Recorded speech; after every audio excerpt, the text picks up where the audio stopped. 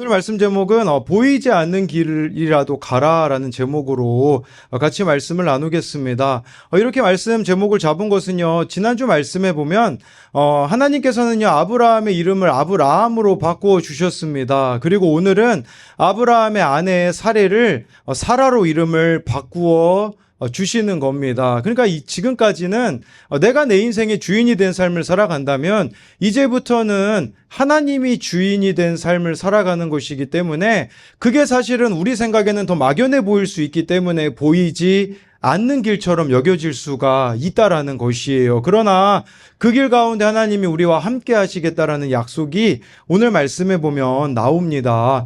포드교회를 담임하고 계시는 원유경 목사님이 온누리교회에서 사역하실 때 여름 아웃리치로 여수를 간 적이 있다고 합니다. 여수까지 기차를 타고 가서 여수에서 렌트카를 빌려서 교회별로 나누어 사역하고 있는 팀별 지체들을 이제 돌아보았다고 합니다. 근데 문제가 발생합니다. 그 문제는 뭐냐면 날이 저물어서 저녁이 되어 외곽 지역으로 차를 타고 이동을 했는데 낮에는 몰랐어요. 근데 밤에요.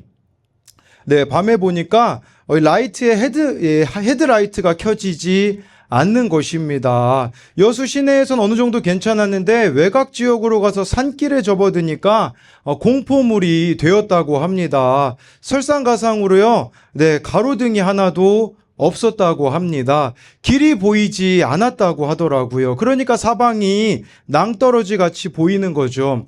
그래서 이제 방문해야 되는 그 지역에 있는 팀장에게 통화를 하는데요. 예, 이런 자초지종을 설명하니까요. 그 팀장이 목사님에게 이렇게 이야기했다고 해요. 목사님 너무 위험하죠. 힘드시면 그냥 가세요. 애들이 목사님 기다리는데 어쩔 수 없죠. 이렇게 말끝을 흐리면서 점점점 이렇게 했다고 해요. 근데 여러분 이걸 이해해야 목회가 된다고 하더라고요. 이 말을 그냥 그대로 듣고서는 그래 너무 미안하네 하고 이제 가버리게 되면 목회가 힘들어지는 거라고 하더라고요. 그래서 자세히 길에 대해 설명을 듣고 시동을 켜니까 갑자기 헤드라이트가 또 켜졌다고 하더라고요. 그날 불빛 없는 길을 가면서 목사님은 여러 생각을 하게 되었다고 합니다. 분명 길은 있었습니다. 여러분 우리 인생에도요 길은 있어요. 근데 우리는 때로는 더 이상 방법을 찾지 못하고 가능성을 찾지 못할 때 길이 없다고 말하는 거죠. 그러나 여러분 길이 없어서 길이 보이지 않는 게 아니라 빛이 없어서 길이 보이지 않는 거라고 합니다. 길은 언제나 있습니다. 다만 보이지 않을 뿐입니다. 그렇기에 우리가 빛을 구해야 되는 것이죠. 길을 발견할 수 있도록 빛이 필요한 것입니다. 이 빛은 누가 가지고 계실까요? 하나님이 가지고 계시는데 여러분 그 빛은 바로 주님의 말씀입니다. 시편 119편 105절에 이런 말씀이 있습니다. 우리 같이 한번 읽어보겠습니다. 시작. 주의 말씀은 내 발의 등이요 내 길의 빛이니이다. 여러분 제가 여러 번 설명드렸지만 이스라엘에 갔을 때 저는 이스라엘의 등불을 본 적이 있습니다. 이스라엘의 등불이 어떻습니까? 저 불빛은 멀리 비추지 못합니다. 한 발자국 앞만 비춰주는 것이죠. 여러분 오늘 우리가 받은 말씀을 통해 받는 은혜는요 유통기한이 오늘까지입니다. 오늘 한 걸음만 이 말씀을 하나님이 우리를 인도하시는 것이죠. 그렇기 때문에 우리들에게 필요한 것이 무엇입니까? 매일매일 우리가 이 말씀을 통하여서 한 걸음 한 걸음 인도하시는 그 하나님의 인도하심을 따라가야 된다라는 것입니다. 그래서 여러분 첫 번째로는요. 보이지 않는 길을 가려면 끊임없이 하나님의 명령을 들어야 합니다. 우리 15절 말씀 같이 읽어보겠습니다. 시작. 하나님이 또 아브라함에게 이르시되 내 아내 사레는 이름을 사레라 하지 말고 사라라 하라. 여러분 하나님께서는요 아브라함을 아브라함으로 이름을 바꿔주셨습니다. 아브라함의 아내의 이름 사레도 사라로 바꾸어 주십니다. 여러분 이 사레라는 이름의 뜻은 나의 공주라는 뜻이에요. 그러니까 아마 이 사레가요 공주처럼 살아갔을 겁니다. 여러분, 어제 저는요, 주일학교 여름성경학교에서 손을 닦고 있는 공주를 발견했습니다. 어찌나 손을 꼼꼼히 닦고 있는지 모릅니다. 그 공주가 누굴까요? 예, 바로 우리 좋은솔입니다. 이제 거의 뭐 손을 하루 종일 닦고 있더라고요. 그러면서 예, 우리 공주가 이렇게 있는데, 나의 공주라는 이름에서 여러분 이제는 사라가 되라고 합니다. 사라라는 이름은요, 여러 민족의 어머니라는 뜻을 가지고 있습니다. 여러분, 하나님께서는요, 왜 아브람 이름뿐 아니라 사라까지도 이름을 바꿔주셨을까요? 그 이유는 영적 상속자는 혼자 낳을 수가 없기 때문입니다. 그리고요, 여러분, 이제는 사라에게 하나님 이렇게 이야기하시는 거예요. 너 지금까지 공주처럼 그렇게 고상하게 살아왔다면 이제는 엄마가 되어야 된다라는 의미가 있는 거죠. 김창옥 쇼에요, 이런 질문을 가지고 나온 어머니가 있더라고요. 그 질문은 뭐냐면, 새엄마도 좋은 엄마가 될 수 있을까요? 어느 어머니가 이 질문을 가지고 김창옥 씨를 찾아왔습니다. 아이들은요, 딸이 초등학교 5학년이고 오빠는 중학교 2학년이라고 합니다. 딸 아이와 이 아들이 ADHD와 경계성 지능 장애가 있다고 합니다. 아이들의 친엄마가요, 방임을 참 많이 했다고 하더라고요. 친엄마가 쓰레기를 집에 모아두시는 분이어가지고요, 집에서 아이들이 쓰레기를 둔다고 합니다. 화장실에도 휴지를 쓰고서는 그대로 그냥 둔다고 하더라고요. 그런 걸 볼 때마다 화가 난다고 합니다. 그런데 친엄마가 아니기 때문에 화를 낼 수가 없는 거예요. 그래서 김창옥 씨가 물어봐요. 혹시 호칭은 뭐라고 하고 있냐고 물어보니까, 나중에 진짜 엄마라고 느끼면 그때 엄마라고 부르라고 했다고 하면서 지금은 이모라고 부르라고 했다고 하더라고요. 그러면서요, 김창옥 씨는요, 거기에 대해 이런 대답을 해주더라고요. 신 말고 오직 나의 이름으로 나를 대해주는 존재가 있는데 그 존재는요, 바로 어머니라고 하면서, 아이들은 다 안다고 합니다. 뭘 아냐면, 여러분, 내 어머니가 나를 사랑하고 있는지 사랑하고 있지 않는지를 알고 있다라는 거죠. 그러니까 이 새엄마에게 뭐라고 충고를 해주냐면, 이제는 아이를 혼내라고 하더라고요. 본질에 사랑하는 마음이 있으니 혼내도 된다는 겁니다. 그래서 이 아이들을 혼내면요, 어쩌면 그 아이들이 이제 우리 식구가 된 사람이네, 그러면서요, 안 혼내면 이모로 생각할 것이고 혼내면 엄마로 느낄 거라고 하더라고요. 저는 이걸 보면서, 여러분, 사례도 나의 공주로 살다가 이제 사라 열국의 어머니가 된다라는 것은 엄마가 된다라는 것입니다. 여러분, 엄마가 되면 버려야 될 게 무엇입니까? 그것은 바로 자존심입니다. 여러분, 여자는 약해요. 근데 엄마는 강합니다. 제가 예전에 설교에도 말씀드렸지만, 저는요, 이제 저희 어머니 좀 강함을 경험한 적이 있습니다. 그건 뭐냐면, 저희 누나가 하숙집에서 그 아주머니와 이제 다툼이 있었었거든요. 예, 그래서 이제 저희 어머니와 그 하숙집 아줌마가 이제 통화하는 걸 제가 옆에서 듣고 있었습니다. 근데 그 하숙집 아주머니가요, 저희 어머니를 본 적이 없잖아요. 아주 당당하게 이렇게 얘기하더라고요. 대전으로 오라고 한판 붙자는 거죠. 그래서 저희 어머니가 딱 갔거든요. 어떤 일이 벌어졌을까요? 그 하숙집 아주머니가 숨었습니다. 저희 어머니를 보고서는 이런 피지컬인 줄 몰랐던 거죠. 그래가지고 자기 동생을 막 데리고 와가지고 2대1로 저희 어머니랑 붙었는데 결국 저희 어머니가 승리하셨습니다. 여러분, 엄마는 강합니다. 여러분, 이제는요, 사라가 변해야 된다라는 거예요. 이제는 그냥 고상하게 여자로 있지 말고 엄마로 바뀌어줘야 된다라는 거죠. 여러분, 이렇게 엄마로 바뀐다라는 게 무엇을 의미합니까? 하나님의 말씀을 명령으로 듣는 겁니다. 우리는 하나님의 말씀을 명령으로 듣지 않고 하나의 조언으로 듣습니다. 하나님의 말씀을 조언으로 듣는다라는 것은요, 취사 선택을 하겠다라는 거예요. 나에게 쓰면 뱉어버리고 달면 삼키겠다라는 거죠. 그런데 하나님의 말씀을 명령으로 듣는다라는 것은 선택하는 게 아니라 그 말씀이 어떤 말씀이라고 할지라도 순종하겠다라는 것입니다. 여러분, 우리가 교회 오래 다니면 제일 우리가 말씀 들을 때 여러분들의 그 모습을 보면 제가 어느 목사님의 설교를 들었는데 그런 이야기를 하시더라고요. 이 목사님이 교장 선생님 모임에 가서 설교를 하신대요. 정말 힘들다고 하더라고요. 왜 그런 줄 아세요? 다 눈 감고 듣고 계시대요. 이 교장 선생님들이요. 예, 눈 감고 들으니까 이게 듣는 건지 안 듣는 건지 모르겠다고 하시더라고요. 여러분, 하나님의 말씀을 명령으로 들으면 우리는 그냥 들을 수가 없어요.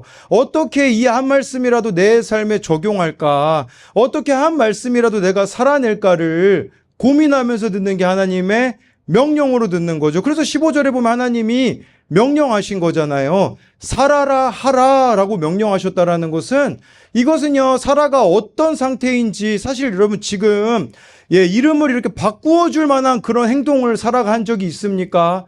없습니다. 근데 하나님이 그냥 사라라고 불러주시니까 사라로 불리는 거예요. 나는 자격이 안 되지만, 나는 부족하지만 그냥 하나님이 사라라고 하면 사라인 겁니다. 순종도 마찬가지예요. 그냥 하나님이 하라고 하신 거니까 우리는 나의 어떠함과 상관없이 순종하며 살아가야 된다라는 거죠. 여러분, 디폴트 값이라는 게 있습니다. 아주 쉽게 설명드리면, 여러분들이 핸드폰을 사면요, 기본으로 설정되어 있는 그 기본 값이 디폴트 값이라고 합니다.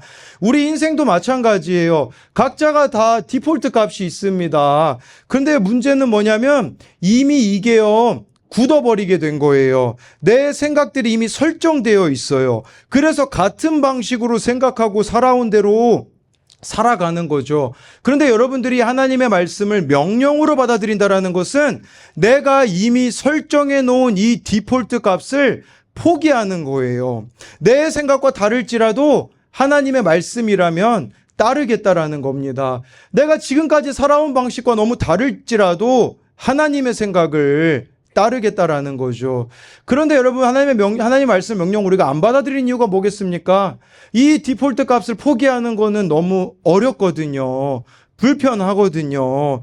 그런데 하나님은요, 그 불편함을 통해서 사라가 이렇게 되길 원하셨습니다. 우리 16절 말씀 같이 읽어보겠습니다. 시작. 내가 그에게 복을 주어 그가 내게 아들을 내가 그에게 복을 주어 그를 여러 민족의 어머니가 되게 하리니 민족의 여러 왕이 그에게서 나리라. 여러분, 하나님은요, 명령만 하시지 않았습니다. 약속도 주십니다. 그래서요, 내가 그에게 복을 주어 내게 아들을 낳게 한다고, 사라에게 분명히 아들을 주시겠다고 하니 이제는 하나님이 명령하신 사라로 살아가라는 겁니다. 그 명령을 따를 때 우리들 가운데 이루어질 약속이 있기 때문이에요. 여러분, 우리가 왜 하나님 말씀에 순종해야 될까요? 순종하잖아요. 내가 계획한 삶보다 더 나은 계획이 있음을 발견할 수 있기 때문이에요. 저희 예찬이가요, 이 여름 성경학교를, 걔는 여름 성경학교를 기다리는 게 아니라 전동물총을 가져야겠다라는 생각을 하더라고요. 이제 물놀이가 있으니까. 그래서 저보고 전동물총을 사줄 수 있냐고 물어보더라고요. 네, 사줄 수 없다고 했습니다. 그냥 사주면 이제 그게 소중한 줄 모르기 때문에 제가 이렇게 이야기했어요. 어떤 명령을 내렸냐면, 예찬아, 은행나무길 2바퀴 쉬지 않고 뛰면 사주겠다, 이렇게 이야기를 했거든요. 그래서 지난번에 한번 청년들하고 가서 뛰었습니다. 이제 3km를 뛰었는데 저희 청년들은 다 퍼졌는데 예찬이는 안 퍼지더라고요. 네, 그랬는데 이제 3km가 남았잖아요. 근데 얘가 물총을 너무 사는데 저랑 은행나무길 갈 시간이 없는 거예요. 저한테 금요일에 이렇게 얘기하더라고요. 아빠, 내가 런닝머신 3km 뛸게, 그러더라고요. 그래서 런닝머신을 그 자리에서 이렇게 한 30분들 3km를 얘가 땀을 뻘뻘 흘리면서 뛰더라고요. 그래서 이제 전동물총을 갖게 됐죠. 근데 옆에서 강한결이 그 치근한 눈빛으로 쳐다보고 있어요. 이거 안 사주면 그 눈물 떨어질 것 같은 눈으로 있잖아요. 옆에서 딱 예찬이를 쳐다보고 있는 거예요. 그래서 제가 예찬이한테 이렇게 물었어요. 예찬아, 네가 원하면 동생 한결이도 전동물총 사줄 건데 어떻겠니? 그랬더니 우리 예찬이가요, 한결이도 사주면 좋을 것 같다고 해서 한결이도 사주었습니다. 근데 여러분, 이 물총을 대하는 자세가 다르더라고요. 제가 금요일에 그 집회가 일찍 끝나서 롯데마트 가가지고 2개를 이렇게 사서 왔거든요. 예찬이 자고 있더라고요. 예찬아, 전동물총 사와서 이거 바로 일어나더라고요. 그러면서 막 충전하고 난리가 났어요. 강한결 어땠을까요? 한결아, 전동물총 왔어. 그랬더니요, 한번 보고 다시 자요. 아니, 한결아, 전동물총 왔다니까. 그랬더니 얘가 뭐라고 얘기하냐? 나도 알아. 그러면서 다시 자더라고요.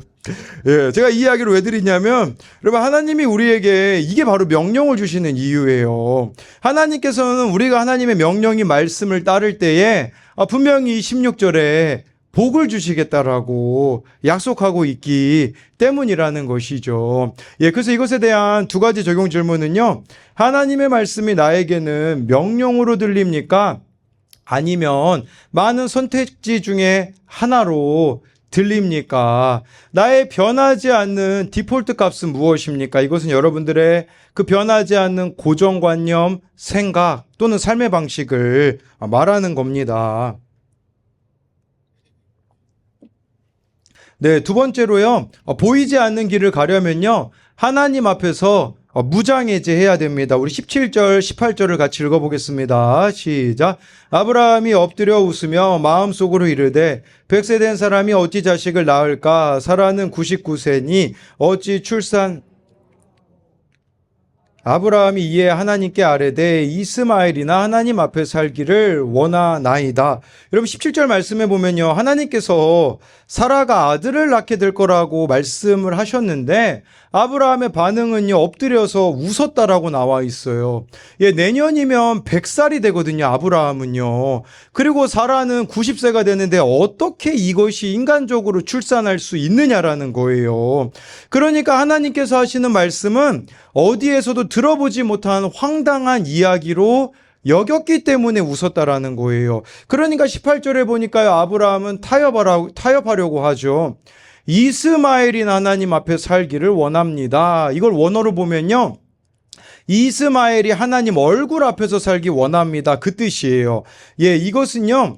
예, 아브라함 이스마엘이나 하나님 앞에서 신앙생활 잘했으면 좋겠습니다. 그렇게 말한 거와 동일한 겁니다. 하나님은 사라를 통해서 자식을 주신다고 하였는데 이스마엘이면 충분하다라는 마음이 아브라함에게 있었던 겁니다. 우리도 이렇게 하나님께 타협안을 제시할 때가 있어요. 현실 안주를 선택하는 것이죠. 그렇다면 여러분 여기서 질문이 있습니다. 왜 하나님께서는요 아브라함과 사라에게 각각 100세, 90세의 자식을 주시겠다고 하셨을까요? 사실 그 이전에 주실 수 있는데 안 주셨다라는 뜻이거든요. 그 이유가 무엇이냐면 여러분 우리는 한계 상황이 되어서야 하나님을 전적으로 의지하기 때문입니다. 벼랑 끝에 몰려야지만 우리가 하나님을 100% 의지하기 때문입니다. 예를 들어 아브라함이요 자식을 쉽게 낳았어 봐요. 그럼 하나님을 떠나 살 사람이 아브라함이었던 거겠죠. 여러분 시편 62편 2절에 이런 말씀이 있습니다. 내 마음이 약해질 때에 땅끝에서부터 주께 부르짖으오리니 나보다 높은 바위에 나를 인도하소서. 여러분 마음이 약해지니까요. 벼랑 끝에서 하나님을 찾는다라는 말씀이죠. 그때 하나님께서 우리를 찾아오시는데 김정남 작가님이 쓰신 모모큐티에 이런 내용이 나오더라고요. 고난의 시간은 내가 무엇을 의지해야 하는가를 명확하게 해준다. 벼랑 끝에 몰린 것과 같은 그 고난이 내가 무엇을 의지해야 살 수 있는지를 가르쳐 준다라는 거죠. 내가 의지하던 것들이 하나씩 떨어져 나가고 안전하다 생각한 것들은 나를 외면하여 마음이 약해지기도 하지만 벼랑 끝에서도 나를 찾아주시는 분을 발견하는 절호의 기회이기도 하다라는 거죠. 여러분 우리는 벼랑 끝에서 하나님을 발견할 수 있기 때문에 예 정말 이 나이 아브라함 나이가 100세 사라 나이가 90세가 된 것은 그 벼랑 끝에 몰려서야 이들이 정말 아브라함답게 사라답게 살 것을 하나님이 아셨기 때문입니다. 요즘 우리가 묵상하고 있는 사사기에 보면요 입다라는 사람이 나옵니다. 저에게 은혜가 되었던 말씀은 사사기 11장 1, 2절입니다. 우리 같이 읽어보겠습니다. 시작. 길르앗 사람 입다는 큰 용사였으니 기생이 길르앗에게서 낳은 아들이었고 길르앗의 아내도 그의 아들들을 낳았더라. 그 아내의 아들들이 자라매 입다를 쫓아내며 그에게 이르되 너는 다른 여인의 자식이니 우리 아버지의 집에서 기업을 잊지 못하리라 한지라. 예, 여러분 여기 말씀해 보니까 입다라는 사람은 큰 용사였다고 합니다. 여러분들이 생각하는 큰 용사는 어떤 사람입니까? 세상적으로 능력이 있는 사람, 강력한 사람이 여러분들에게는 큰 용사로 여겨질 수 있겠죠. 그런데요, 성경에서 말하는 용사는 그런 용사가 아닙니다. 여러분, 이 입다에 대해서 보십시오. 입다의 어머니는요, 1절에 기생이었습니다. 원어로 보면 창녀였다라는 뜻입니다. 그러니까 입다의 어머니가 창녀였기 때문에 아마 입다는 이런 생각을 하지 않았을까요? 내가 왜 태어났을까? 내가 이 땅에 왜 존재할까? 2절에 보면요, 아버지가 길르앗인데요, 아내를 통해서 아들들을 낳으니까요, 그 아들들이 자라니까요. 여러분, 이게 2절이 우리나라 말 성경으로 이렇게 나와 있기 때문에 심각한 걸 잘 모르시는데, 이 아들들이요, 입다한테 뭐라고 얘기했냐? 이렇게 이야기했어요. 히브리어로 보면요, 너 창녀 아들이니까 나가, 이렇게 나와 있습니다. 그러니까 지금 입다를 생각해 보세요. 어머니가 창녀죠. 거기다 집에서 쫓겨나게 되어지는 겁니다. 그래서 입다의 인생이 어떻게 됩니까, 여러분? 우리 사사기 11장 3절을 같이 읽어보겠습니다. 시작. 이에 입다가 그의 형제들을 피하여 돕 땅에 거주하며 잡류가 그와 함께 출입하였더라. 여러분, 입다가 집에서 쫓겨나니까 갈 데가 없는 거죠. 돕당에 갔다고 합니다. 근데요, 이게 참 아이러니합니다. 이 돕당, 돕이라는 단어가 히브리어로 토브라는 건데요, 좋은이라는 뜻입니다. 좋은 땅이래요. 아니, 여러분, 어머니가 창녀고요, 거기다가 집에서 쫓겨나는데 무슨 그 쫓겨난 곳이 좋은 땅입니까? 이게 좋은 땅이 맞습니까? 인간적으로 보기에는요, 좋은 땅이 아니죠. 거기다가 여러분 생각해 보세요. 내 인생도 힘든데요, 잡류들이 모여왔대요. 이 잡류들이 어떤 사람들일까요? 원어로 보면요, 헛된 자들이란 뜻이에요. 헛된 사람들이 모여들었다라고 생각해 보세요. 그러니까요, 여러분, 내 인생도 지금 힘든데 더 힘든 인생들이 나를 찾아왔으니 내 인생이 얼마나 입다가 힘들었겠습니까? 그런데요, 하나님 보시기에는 거기가 좋은 땅이라고 합니다. 왜 좋은 땅이었을까요? 입다가 거기엔 의지할 대상이 아무도 없거든요. 하나님만 의지할 수밖에 없거든요. 그러니까 거기가 좋은 땅이라는 거예요. 인간적으로 보면 처절한 땅이죠. 버림받은 땅이죠. 근데 그 버림받음이, 그 나의 힘듦이 하나님을 부르짖을 수밖에 없기 때문에 하나님 보시기에는 그곳이 바로 좋은 땅이라고 우리들에게 말씀해주고 있는 거예요. 입다 스스로에게 의지할 만한 것이, 내세울 것이 아무것도 없기 때문에 그 하나님을 의지할 수밖에 없었기 때문에 그 땅이 바로 좋은 땅이었다라는 거죠. 여러분, 입다는 이렇게 잡류들과 함께 살면서 하나님을 의지했을 겁니다. 입다는 하나님을 제가 봤을 때 만난 사람이었던 것 같아요. 이렇게 말씀드릴 수 있는 이유는요, 여러분, 입다가 가정에 두 가지 이유가 있는데요. 첫 번째는요, 입다가 가정에서 쫓겨났는데 여러분, 잡류들이 모였잖아요. 이 잡류들은요, 쉽게 말하면요, 깡패 같은 사람들이 모여들었다고 생각해 보세요. 예, 여러분, 싸움은 누가 잘할까요? 싸움은요, 잃을 게 없는 사람이 싸움을 잘합니다. 이 잡류들 싸움 잘했을 겁니다. 밑바닥 인생들이기 때문에 잃을 게 없거든요. 여러분, 그럼 생각해 보세요. 이 깡패들과 같은 사람이 나를 지지한다, 나를 따른다, 그러면 입다에게는요, 복수할 수 있는 기회가 있었다라는 거죠. 내가 나를 쫓아낸 그 배다른 형제들 가서 다 죽일 수도 있었어요. 근데 성경에는요, 단 한 구절도 그가 복수했다라는 내용이 나와 있지 않아요. 어떻게 그가 복수하지 않을 수 있었겠습니까? 전 이게 입다가 하나님을 의지했기 때문이라는 생각을 해볼 수밖에 없는 거죠. 그리고 또 한 가지, 이 입다가 하나님을 의지할 수밖에 없었다, 하나님을 찾았다라는 기록이 어디 나와 있냐면 바로 사사기 11장 11절에 보면 나옵니다. 우리 같이 한번 읽어보겠습니다. 시작. 이에 입다가 길르앗 장로들과 함께 가니 입다가 미스바에서 자기의 말을 다 여호와 앞에 아뢰니라. 여러분, 이런 밑바닥 인생이었던 입다를요, 이스라엘의 지도자로 사람들이 세웁니다. 그때 제일 먼저 입다가 한 게 뭔지 아십니까? 자기의 말을 여호와 앞에 아뢰니라. 우리로 말하면 기도했다라는 뜻입니다. 여러분, 기도가 그냥 나올 수 있을까요? 그냥 나오지 않습니다. 좋은 일이 생기면요, 기도가 바로 이 입다에게 나왔다라는 게 뭘 의미하겠습니까? 평소에 그는 하나님을 의지하면서 살아왔다라는 것입니다. 여러분, 이게 하나님 보시기에 입다가 큰 용사라는 뜻입니다. 하나님 보시기에 큰 용사는요, 내가 의지할 것이 아무것도 없는 사람이에요. 그래서 하나님만 의지할 수밖에 없는 거죠. 하나님이 왜 아브라함과 사라를 100세, 90세가 되기까지 기다리셨겠습니까? 그것은 그들이 전적으로 하나님을 의지하기를 원하셨기 때문입니다. 우리 계속해서 22절, 23절을 읽을 텐데요. 하나님이 아브라함과 말씀을 마치시고 그를 떠나 올라가셨더라. 이에 아브라함이 하나님이 자기에게 말씀하신 대로 이날에 그 아들 이스마엘과 집에서 태어난 모든 자와 돈으로 산 모든 자 곧 아브라함의 집 사람 중 모든 남자를 데려다가 그 포피를 베었으니, 이 하나님이 아브라함에게 말씀하시자마자 아브라함이요 바로 순종합니다. 그래서 23절에서 주목해서 봐야 되는 단어는 이날에라는 뜻입니다. 이 이날에라는 것은 하나님이 말씀하신 그날에 즉시 순종하였다라는 겁니다. 그래서 여러분, 이 아브라함이 집에 있는 모든 남자를 데려다가 포피를 베었다라는 것은요, 아주 쉽게 말씀드리면 포경수술을 다 시켰다라는 뜻이에요. 이게 할례를 행한 거거든요. 이것은 아브라함이 하나님 말씀에 전적으로 순종한 것인데, 여러분 그런데 인간적으로 한번 생각해 보세요. 이 장면이 얼마나 우습습니까? 아브라함 나이가 99세인데요. 포피를 베고 할례를 행한 것이 인간적으로 얼마나 우스꽝스러운 일입니까? 아브라함의 집에는 몇 명의 남자가 있었을까요? 창세기 14장에 조카 롯이 사로잡히거든요. 그때 아브라함이 집에서 길리운 318명을 데리고 가거든요. 그러면 적어도 아브라함의 집에요 살고 있는 남자가 300명 이상이었다라는 거예요. 근데 여러분 300명 이상이 한 번에 다 포경수술 받았다고 생각해 보세요. 이거 자체가 얼마나 우스꽝스러운 일입니까? 그리고 문제가 되는 게 뭔 줄 아십니까? 이때 만약에 누가 쳐들어오면 어떻게 될까요?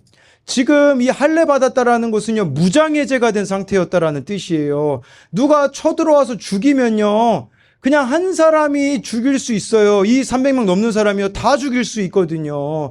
근데 하나님이요 왜 할례를 행하라고 하셨을까요? 그것은 뭐냐면요, 우리 보고 이제 무장해제하라는 뜻이에요. 우리는 너무 의지하는 게 많잖아요. 내가 의지하고 있는 거 우리 너무 많이 생각하잖아요. 내가 가지고 있는 너무나 많은 생각들, 그것들을 이제는 버리라는 거죠. 근데 이런 장면을 하나님이 또 연출하실 때가 있거든요. 언제 연출하셨는 줄 아십니까? 이스라엘 백성들이요 요단강 건넜을 때, 여러분 요단강 건너면 어떤 일이 벌어지는 줄 아십니까? 그러면요 이제 가나안과 싸워야 돼요.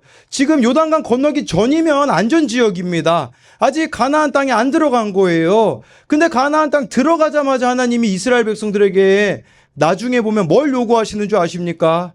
남자들에게 할례를 행하라고 합니다. 길갈에서 할례를 행하라고 해요. 그거 떼죽음 당하는 일 아닙니까? 근데 왜 하나님이요 요단강 건너가서 그 일을 행하라고 하셨겠습니까? 이걸 말씀하시는 거예요. 이 싸움은 너희들이 싸우는 게 아니라 내가 싸우는 겁니다. 싸우는 거라는 뜻이에요. 여러분 왜 아브라함에게도 지금 할례를 행하라고 하셨겠습니까? 이 싸움은 내가 싸우겠다라는 거예요. 내가 앞장서서 싸우려고 하신다라고 하나님이 말씀하시는 거죠. 그럼 왜 우리들의 인생이 힘들까요? 내가 내 인생을 주인이 되어서 살아가려고 하니, 싸우려고 하니 낙담할 일이 뭐 한두 가지겠습니까? 예, 하나님 앞에서 우리는 무장해제하라는 거예요. 그 무장해제가 뭡니까? 회개하는 거예요. 하나님, 나는 아무것도 아닙니다. 나는 아무것도 할 수 없습니다. 하나님이 은혜 베풀어 주셔야지만 나는 살아갈 수 있는 사람입니다라는 그 고백을 하는 게 바로 하나님 앞에 할례를 행하는 것과 같은 무장해제가 되는 삶이고, 그게 바로 능력이라는 거죠. 여러분 하나님 앞에서 무장해제하는 사람은요 사람들 앞에서도 무장해제할 수가 있습니다. 제가 존경하는 목사님 중에 한 분이 박보영 목사님이신데 이분은 마가다락방 기도원 원장으로 계셨다가 지금 은퇴하셨거든요. 그런데 이 목사님은요 그 안성에서 사실 때 버려진 아이들과 함께 사셨습니다. 그래서 그 아이들 붙잡고 참 많이 울기도 했는데, 목사님이 그렇게 아이들을 섬겼음에도 불구하고요, 아이들은 여전히 도둑질을 하고 도둑질한 돈으로 이 아이들이 창녀촌과 지방을 전전하며 살다가 돈이 떨어지면 교회 오기를 반복했다고 합니다. 예, 어느 날은요 막 목사님 옷을 다 훔쳐가가지고요 런닝구에 팬티바람으로 설교한 적도 있다고 해요. 성도들이 많지 않았기 때문에 뭐 그런 거죠. 예, 그랬을 때 이 아이들이 또 도둑질하면요 이제 목사님이 가서 다 책임을 져야 되는 거예요. 가서 맞기도 하고요, 용서를 빌고 술이 취한 주인에게 매맞기가 일쑤였다고 합니다. 근데 어느 날은요 이 아이들이 또 도둑질하고 나서 목사님이 가가지고 막 매맞고 오는 데 있잖아요. 이 아이들이 심각하지 않은 듯 자기들끼리 웃고 농담하는 모습을 보게 되었어요. 그날도 여전히 아이들의 도둑질에 대해 사과하고 돌아오던 목사님은 교회에서 이제 돌아와가지고요, 한 아이를 세워놓고 파이프 막대기로 힘껏 때렸습니다. 그리고 아이들에게요, 막대기를 들려주며 너희들이 나를 10대씩 때려라. 대신 9대 때렸다가 마지막 한 대라도 살살 때리면 다시 때리게 할 테니 힘껏 때려라라고 말했습니다. 두 아이에게 20대를 맞았는데 박 목사님은 너무 아파서 속으로 주님께 이렇게 기도했대요. 주님, 너무 아파요. 더 못 맞겠어요. 박 목사님은 세 번째 아이가 죄송하다며 때린 외에 허리 및 꼬리뼈를 맞고 소리를 지르며 쓰러져 정신을 잃었다고 합니다. 그래서 다시 정신을 차리고 매맞고 그렇게 아이들에게 80대를 맞았습니다. 목사님은 그 일 때문에 거의 한 달 동안 누워서만 지내야 했다고 합니다. 놀라운 일이 발견되어져요. 그 파이프 사건 이후에요, 아이들이 변화되기 시작했다고 합니다. 더 이상 도둑질을 하지 않았다고 해요. 그래서 아이들에게 목사님이 물었대요. 왜 나를 때리고 너희들이 변화되었니? 라고 물으니까요, 그 아이들이 이렇게 대답했다고 하더라고요. 세상이 다 가짜인 줄 알았는데 매를 맞고 뒹구는 목사님 모습을 보고 깨닫게 되었다면서, 그 아이들이 변화되었다고 하더라고요. 여러분, 하나님 앞에 무장해제하는 사람은요, 이처럼 사람 앞에서도 무장해제할 수가 있는 거예요. 그 사람들 앞에서 무장해제하면서 살아가게 되어지면 어떤 일이 벌어지겠습니까? 그 대상들이 변화된다라는 거죠. 근데 우리는 자꾸만 하나님 앞에서, 세상 앞에서 무장하려고 합니다. 강해 보이려고 합니다. 그 알량한 자존심 하나 버리지 못합니다. 그러나 여러분, 이 보이지 않는 길을 저와 여러분들이 가시려면요, 무장해제 하셔야 됩니다. 그 무장해제 한다라는 것은 나를 내려놓는다라는 겁니다. 제가 청소년 사역하면서 어느 아이에게 들었던 말 중에 인간적으로 보면 제일 수치스러운 말이지만 하나님 앞에서 저를 무장해제 시켰던 말이 무엇인 줄 아십니까? 어느 학생이 저에게 호구가 아니냐고 말한 적이 있습니다. 왜 또 용서해주고, 왜 또 기다려주고, 왜 또 사랑해 주냐는 거죠. 세상적으로 보기에는 제일 바보 같아 보이지만 여러분, 누군가에게 호구로 보였다라는 것은 하나님만 의지하지 않고서는 나올 수 없는 모습이 아니겠습니까? 여러분, 우리가 이 23절에서 한 가지 더 생각해 봐야 되는 부분이 있어요. 내가 할례 받는 것은 할 수 있죠. 근데 여러분, 생각해 보세요. 아브라함 집에 300명 넘는 사람들에게 할례 받으라고 하라면요, 여러분, 이 사람들이 고분고분하게 그거 받겠다고 하겠습니까? 거부 반응 보일 사람들이 많을 거란 말이죠. 근데요, 성경을 읽어보십시오. 한 명도 거절하지 않았다고 해요. 왜 한 명도 거절하지 않았을까요? 저는 핵심이 아브라함의 삶에 있다고 봅니다. 아브라함이 지금 어떻게 하나님께 순종하면서, 물론 실패도 하고 넘어지기도 했지만 그래도 아브라함이 살아낸 삶이 있었기 때문에 그 모습을 보면서 아무도 토를 달지 못하는 거예요. 여러분, 우리가 이렇게 순종하자고 하는데 왜 자녀들이 반발을 일으킵니까? 우리가 하나님께 이렇게 순종하자고 하는데 왜 반발들을 일으킵니까? 그것은요, 내가 하나님 앞에 순종한 모습을 보여준 적이 없기 때문이에요. 내가 순종한 모습만 보여줄 수 있다면, 여러분, 제가 무릎 꿇고 저희 아버지한테 죄송하다고 말씀드린 적이 있잖아요. 뭐 그냥 제가 무릎 꿇을 수 있었을까요? 아니에요. 본 게 있었거든요. 저희 어머니가 교회 떠난 성도들 찾아가서 무릎 꿇고 사과한 것을 저는 알기 때문에 제가 그렇게 누군가에게 무릎 꿇을 수 있는 거죠. 여러분, 자녀들의 신앙은 부모에게 달려 있습니다. 내가 보여준 만큼만 자녀들은 나를 따라올 것입니다. 그렇기 때문에 정말 좋아요, 여러분들이 하나님 앞에 무장해제된 삶이 됨으로써 자녀들에게도 무장해제 하십시오. 여러분, 잘못한 거 있으면 자녀들에게 미안하다고 해보세요. 용서해달라고 해보세요. 우리들 교회에서는요, 그렇게 부모들이 자녀에게 무릎 꿇고서는 엄마가 잘못했다, 아빠가 잘못했다라고 말하는 부모들이 그렇게 많다고 하지 않습니까? 그럴 때 그 가정에 어떤 일이 일어납니까? 변화가 일어나는 거죠. 근데 우리는 무장해제 하려고 하지 않기 때문에 변화가 일어나지 않는다라는 것을 여러분들이 기억했으면 좋겠습니다. 그래서 이것에 대한 두 가지 적용 질문은요, 내가 하나님께 순종하지 못한다고 핑계대고 있는 것은 무엇입니까? 또 한 가지는요, 할례를 받는 듯한 고통에도 순종해야 하는 것은 무엇입니까?